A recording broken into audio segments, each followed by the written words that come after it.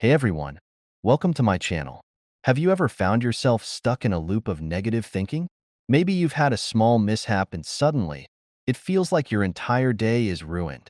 You trip at a party and instantly think everyone's laughing at you. Or maybe you're waiting for a loved one to get home, and when they're late, your mind starts racing to the worst possible scenarios. Sound familiar? It's something most of us have experienced, and it can be exhausting and overwhelming. But what if I told you that these are just errors in your thinking? That's right. These thoughts are not facts. They're just slips in how our minds work. Today, we're going to dive into the world of cognitive behavioral therapy, or CBT for short. It's a powerful tool that helps us recognize and correct these thinking errors. We'll look at common traps like catastrophizing, where we blow minor problems way out of proportion, and mind reading, where we assume others are thinking negatively about us without any real evidence. But here's the good news. You can learn to spot these errors and change your thinking, leading to a happier and more balanced life. So, stick around as we explore some real-life examples, share stories of people just like you who have overcome these challenges, and learn practical tips that you can start using today to improve your mental well-being. We all have moments when our minds play tricks on us, leading us down paths of unnecessary stress and anxiety. These thinking errors are like glitches in the system, flaws in how we process and interpret the world around us. Cognitive behavioral therapy, CBT, is a proven method to help us recognize and fix these errors. One common example is catastrophizing, where a small mistake, like stumbling at a party, spirals into a belief that everyone saw it and is judging you harshly. Another is mind reading, where we assume others are thinking the worst about us, even though we have no real evidence to support this. CBT teaches us to step back, take a breath, and reevaluate these thoughts. It's like hitting the reset button on your brain, giving you a chance to see things more clearly and respond more rationally. By identifying and challenging these errors, you can prevent them from taking control of your emotions and actions. Think of it as mental hygiene. Just like brushing your teeth, regularly checking and correcting your thoughts can keep your mind healthy and strong. Now, let's dive into 3 stories of people who faced their thinking errors head-on and came out stronger on the other side. Imagine this. Sarah was at a party, feeling pretty good about herself, when suddenly she tripped and fell right in front of everyone. She was mortified, convinced that everyone saw her and thought she was clumsy or ridiculous. For days after, she replayed the incident in her mind, convinced that it had ruined her reputation. But when she learned about catastrophizing, she realized that her thoughts were exaggerating the situation.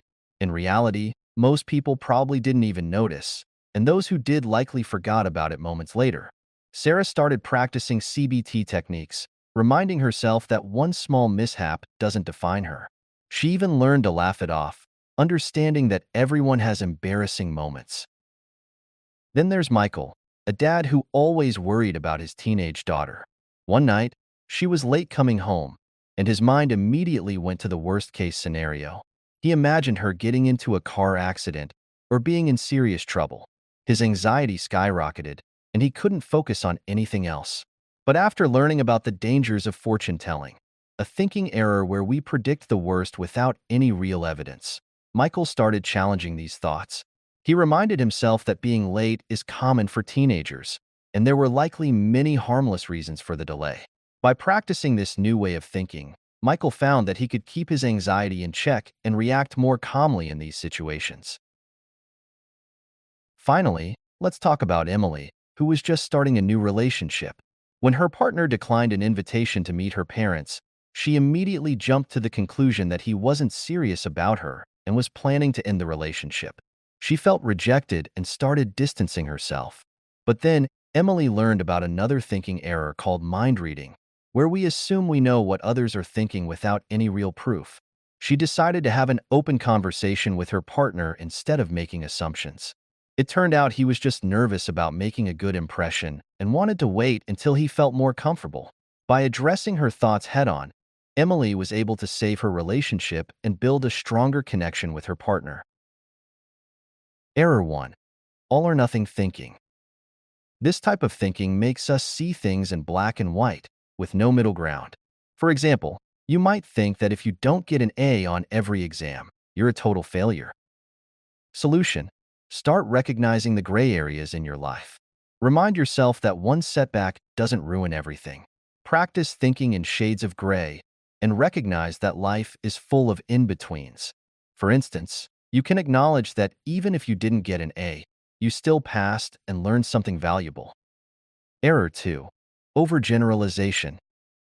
Overgeneralization happens when we take one bad experience and let it dictate our entire outlook. For example, if one job interview goes poorly, you might think you'll never get a job. Solution: challenge this by reminding yourself of past successes. Write down instances where things went well, even if they're small. Recognize that one event doesn't predict the future, and focus on the positives you can take from each experience. Error 3. Personalization. This error involves taking things too personally, thinking that everything others do or say is a direct reaction to you. For example, if a friend cancels plans, you might think it's because they don't like you anymore. Solution: practice looking at situations from different angles. Consider other factors that might be at play, such as your friend having a busy schedule or other personal issues. Remind yourself that not everything is about you, and give others the benefit of the doubt. Here's the thing: changing your thinking might sound like hard work, but it doesn't have to be. In fact, it can be kind of fun.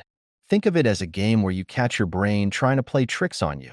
The more you practice, the better you get at spotting those errors and turning them around. For example, the next time you catch yourself catastrophizing, try to exaggerate it even more. Make it so ridiculous that you can't help but laugh at how silly it sounds. Or, when you're mind reading, imagine you're a detective gathering evidence. Do you really have enough proof to make that conclusion, or are you just jumping to conclusions? By making these exercises fun and engaging, you're more likely to stick with them and see real changes in your life. And remember, it's all about progress, not perfection. Every time you catch a thinking error and correct it, you're taking a step toward a healthier, happier mindset. So, that's it for today's episode. Start practicing these techniques, and you'll be amazed at how much better you'll feel. Thanks for watching, and don't forget to like, subscribe, and share with anyone who might need a little help in catching their thinking errors.